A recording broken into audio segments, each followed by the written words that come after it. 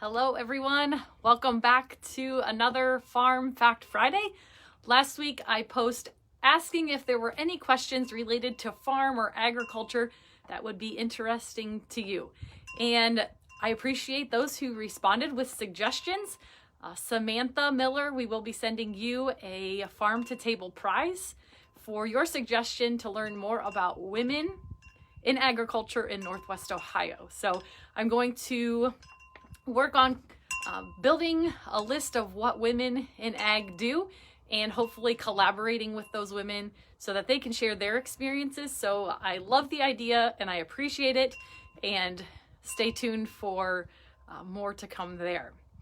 Today, I'm going to talk about a suggestion or a question that came from our very own Amy Cobb, who is interested in learning how do you keep chickens out of flower beds and off your porch? So, Amy, thank you for your question. Hopefully one or more of these suggestions work. I have to be honest, I have never raised free-range chickens. Prior, we did have chickens, but we kept them in a coop with a large area in the back where they could run, and then the roosts, of course, to lay their eggs. So I love the question. I had to look on some backyard chicken blogs to help me with these suggestions. However, I didn't do any myth busting to see whether or not they are actually true. So if any of you have tried any or all of these, let us know if they work, or if you have your own suggestions, I'd love to hear that as well. So let's get into some of the suggestions to keep chickens out of your flower beds and off your porch. The first suggestion is to take your citrus rinds and line the flower beds. You can use the fruit juices on top of it, or the citrus juices on top of it as well. And it's recommended that after rain, those juices are reapplied. Another suggestion is to use a motion sensing sprinkler. So when that chicken comes in to the flower bed, that sprinkler starts to come off, or it starts to go off. The only caveat to this is the sprinkler is not smart enough to know whether that motion is a chicken or a child or a dog or you. So it may result in some surprises for other people who enter your flower bed as well. Okay, let's see. If you plant your flowers in the ground and the chickens are, going after those flowers, you may want to think about planting them in raised flower beds, or even using hanging baskets instead. And then there are some plants that are just something that chickens do not like at all. They deter the chicken from even coming close, and they don't smell too bad to us. And that would be things like lavender and spearmint. Now, if you don't want to plant the actual plant, it was also recommended that you could use essential oils and spray that as well. So that's a thought.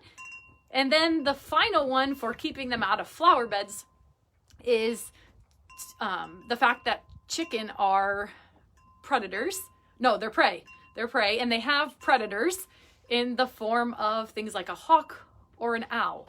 So by buying statues, and I say statues plural because it's important to rotate the statues.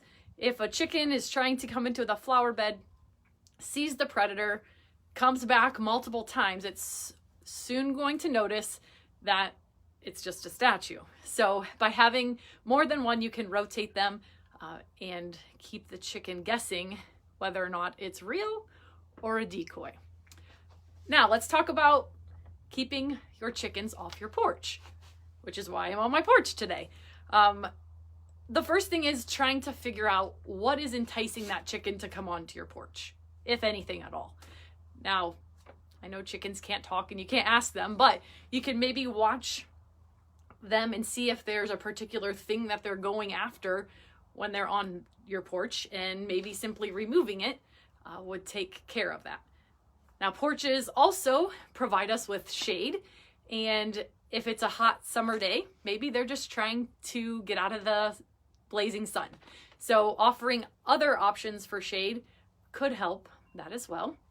And in thinking about this, knowing that the deterring plants of lavender and spearmint will keep them away, or so I read. Maybe having those plants close to your porch entrance would also be something that could work. So, as I said, never have raised free-range chickens. I gathered this from blogs, so if you have experience, please share your knowledge with us. I'm sure Amy would appreciate that as well. So with that, by golly, have a great rest of your Friday, a wonderful weekend, and we will check you back next week for another Farm Fact Friday. Have a very happy Thanksgiving. Take care.